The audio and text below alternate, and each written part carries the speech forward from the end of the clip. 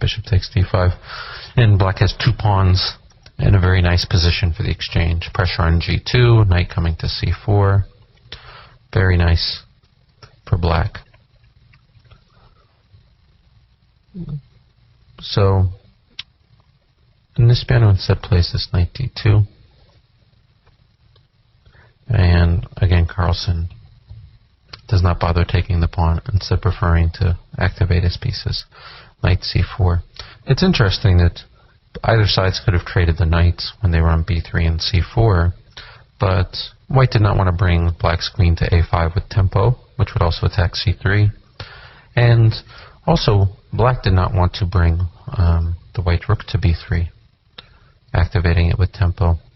But now this is a little more forcing because knight e3 is threatened, and white does not have a good way to avoid what he did, so he does knight c4, rook c4, bishop d2, and again Carlsen avoids taking the pawn and plays queen to a5.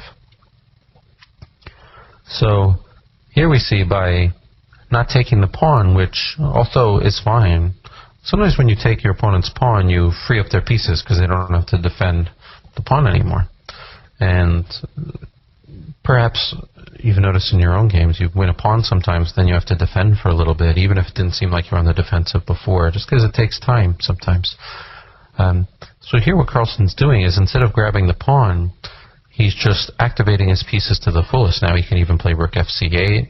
Queen a5 not only puts more pressure on c3, it attacks d5, it puts pressure on a4. So he's going to win a pawn anyway, but he's going to do it under more favorable circumstances. Queen to e1, protecting c3 a little more, and attacking e7. And now, I'm not sure if I agree with the next move that Carlsen made. It would be interesting to maybe even play bishop f6, very solidly protecting the e-pawn. Perhaps Carlsen rejected that because he still wanted to keep the pressure on c3. And if you do bishop f6, you're probably not going to do bishop takes c3 the next move. And rook e8 is another possibility to just protect the pawn. After rook e8, really white is having big problems because c3, d5, and a4 are all hanging now. I think Carlsen just didn't want to play a move that was remotely passive. So he did something active. This might be psychological too. He's not even going to give him a moment. So he did bishop takes d5. And now I think white absolutely has to play queen takes e7. Even if he ends up down some material, black can still take on c3 or take on f3 and then take on a4. But at least white will be able to get his pieces into the game, and even if black ends up with an extra pawn on d6 and or a6, white might get enough activity to win back a pawn, and I just think this would give better drawing chances. What he played instead was bishop to e2, which I'm sure Carlsen has considered. And now if this rook moves, like rook takes a4, then c4, will win a piece, although black could do bishop takes g2 check and have 3 pawns.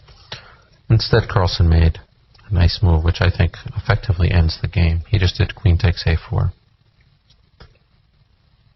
And now he's up 2 pawns, so Nisipeanu has to take the exchange. Bishop c4, hitting the rook on f1, rook f2, e6.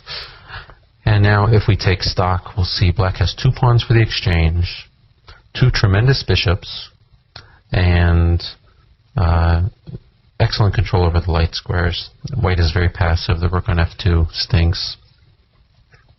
And the rest is really a bit of a mop-up. So let's see how Carlsen finished it off. Bishop to e3, bishop to d5, rook f to b2, queen e4, pressure on g2, queen d2, and the next couple moves I thought were a little funny. Here I would think maybe just do a5, a4, and Carlsen came up with that too, but he did h5 first. I like this idea as well, the idea of just kind of pushing the h-pawn up the board.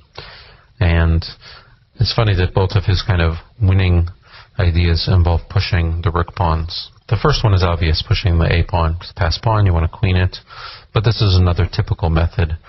Not only does it gain space on the king side and threaten to march